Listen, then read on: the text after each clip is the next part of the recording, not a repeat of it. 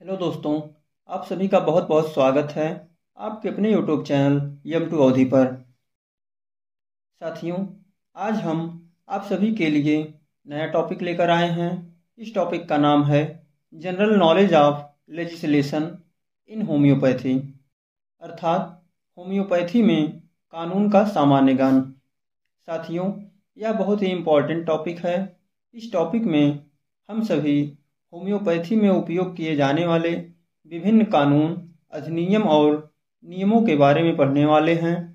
यहाँ से आपके एग्ज़ाम में 1 से 2 क्वेश्चन ज़रूर देखने को मिलते हैं, इसलिए आप सभी के लिए यह क्लास वेरी वेरी इम्पॉर्टेंट होने वाली है। दोस्तों, आप सभी टेलीग्राम ग्रुप अवधि 45 से जुड़कर वहाँ से हमसे संपर्क कर सकते हैं और अपने डाउट्स को क्लियर कर सकते हैं। और जिन साथियों ने अभी तक चैनल को सब्सक्राइब नहीं किया है, सब्सक्राइब कर लें।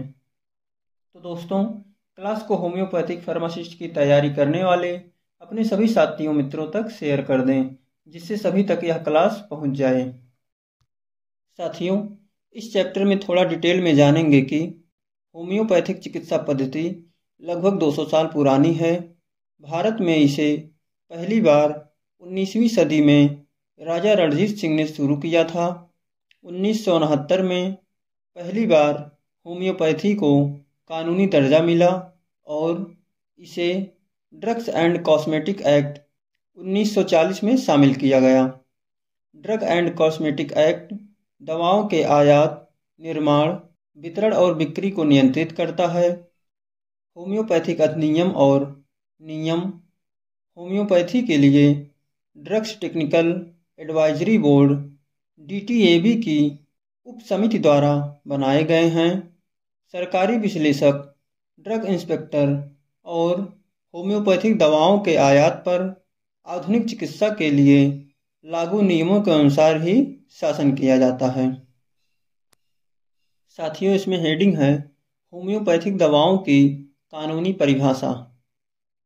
होम्योपैथिक औषधियों में ऐसी कोई भी औषधि शामिल है जो होम्योपैथिक प्रमाणों में दर्ज है या जिसकी चिकित्सीय प्रभावकारिता लंबे नैदानिक अनुभव के माध्यम से स्थापित की गई है, जैसा कि भारत या विदेश के आधिकारिक होम्योपैथिक साहित्य में दर्ज है और जो होम्योपैथिक फार्मेसी की तकनीकों के अनुसार तैयार की जाती हैं।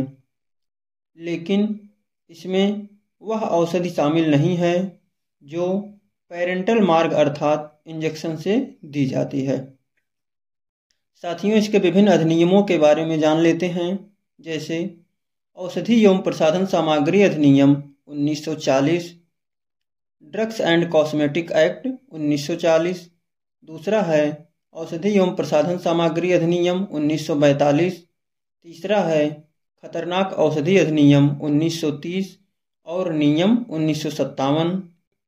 चौथा है औषधि और जादुई उपचार अधिनियम, आपत्तिजनक विज्ञापन 1954 एवं नियम 1955।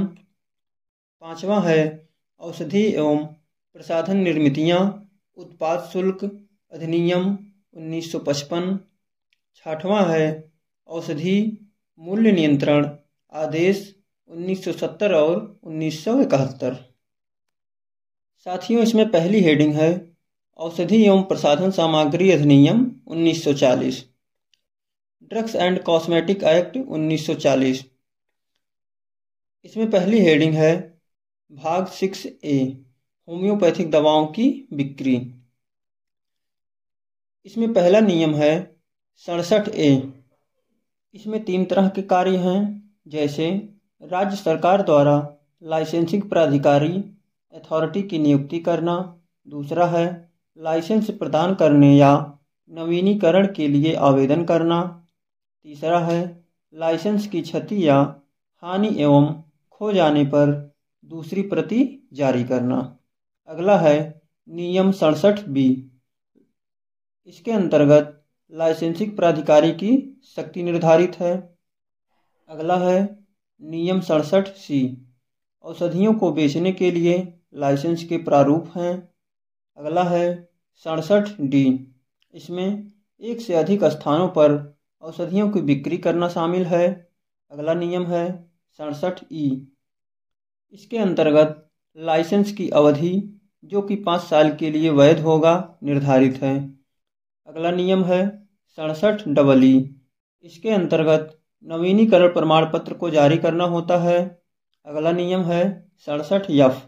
इसमें फॉर्म 20C या फॉर्म 20D में लाइसेंस दिए जाने से पहले पूरी की जाने वाली शर्तों को निर्धारित किया जाता है। अगला नियम है 67G। इसमें लाइसेंस के शर्तों को निर्धारित किया गया है। अगला नियम है 67H। इसमें लाइसेंस का निरस्तीकरण और निलंबन किया जाता है। साथियों, इसमें दूसरी हेडिंग है भाग 7A, होम्योपैथिक दवा की बिक्री या वितरण के लिए निर्माण। इसमें पहला नियम है 85A। एक से अधिक परिसरों में होम्योपैथिक दवाओं का विनिर्माण, ऐसे प्रत्येक परिसर के संबंध में पृथक लाइसेंस प्राप्त किया जाएगा। दूसरा नियम है 85B। इसमें होम्योपैथिक दवाओं के विनिर्माण, विक्रय या वितरण के लिए लाइसेंस जारी किया जाता है। अगला नियम है 85C। इसमें नई होम्योपैथिक दवा के निर्माण हेतु आवेदन किया जाता है। अगला नियम है 85D। होम्योपैथिक दवाओं के निर्माण हेतु लाइसेंस का प्रारूप है। अगला नियम है 85E। इसमें फॉर्म 25C में लाइसेंस के नवीनीकरण के लिए शर्तें हैं।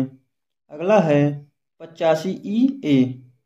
इसमें लाइसेंस देने या नवीनीकरण से पहले निरीक्षण शामिल है। अगला है 85EB।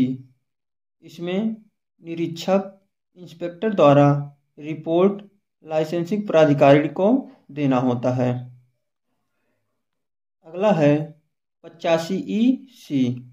इसमें लाइसेंसिंग प्राधिकारी द्वारा लाइसेंस देना है या नहीं देना है, इसका निर्धारण किया जाता है।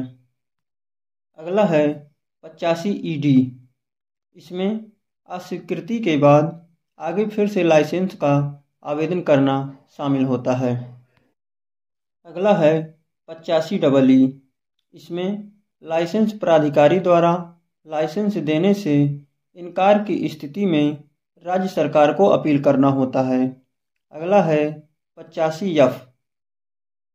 इसमें लाइसेंस की अवधि 5 वर्ष तक वैध माना जाता है का निर्धारण होता है।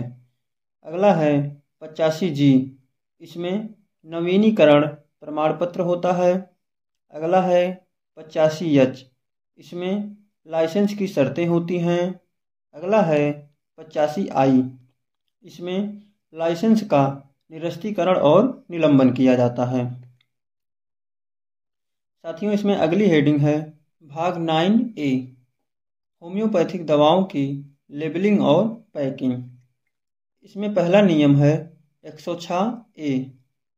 इसमें होम्योपैथिक दवाओं की लेबलिंग का तरीका, अर्थात किसी भी दवा का आयात तब तक नहीं किया जाएगा जब तक कि उसे नियम 106A के नियमों के अनुरूप पैक और लेबल ना किया गया हो। दूसरा नियम है 106B। इसमें मात्रा और प्रतिशत का निषेध है।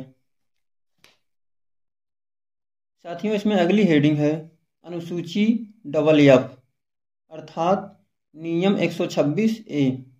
इसमें नेत्र संबंधी तैयारियों के लिए मानक निर्धारित हैं। सभी नेत्र मरहम, आई ऑइंटमेंट और अन्य नेत्र संबंधी तैयारियां ड्रग एंड कॉस्मेटिक रूल के शेड्यूल FF में होती हैं। इसमें अगली हेडिंग है स्वापक औषधियों और मना प्रभावी पदार्थों के अवैध व्यापार की रोकथाम अधिनियम 1988, narcotic drugs and psychotropic substance act 1988।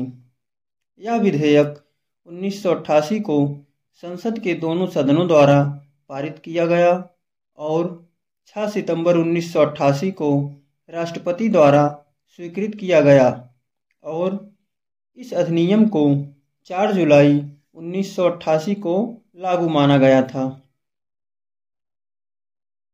यह अधिनियम केंद्र सरकार और राज्य सरकारों को किसी भी व्यक्ति के संबंध में हिरासत के आदेश जारी करने का अधिकार देता है, यदि उसकी राय में ऐसा करना आवश्यक है जिससे उसे मादक दवाओं और मनः प्रभावी पदार्थों के अवैध व्यापार को रोका जा सके। अगली हेडिंग है औषधि एवं जादुई उपचार अधिनियम 1954 और नियम 1955। इसके अंतर्गत कुछ मामलों में दवाओं के विज्ञापन को नियंत्रित करने, जादुई गुणों वाले कथित उपचारों के कुछ उद्देश्यों के लिए विज्ञापन को प्रतिबंधित करने के प्रावधान हैं। यह अधिनियम किसी भी बीमारी, विकार या स्थिति के निदान, इलाज, शमन, उपचार या रोकथाम के लिए दवाओं को बढ़ावा देने वाले किसी भी विज्ञापन पर प्रतिबंध लगाती है। कानून का उल्लंघन करने पर पहली बार दोषी पाए जाने पर 6 महीने की जेल या जुर्माना या दोनों तथा दूसरी बार दोषी पाए जाने पर 1 साल की जेल या जुर्माना या दोनों का प्रावधान है। साथियों, अगली हेडिंग है औषधि एवं प्रसाधन सामग्री अधिनियम 1955।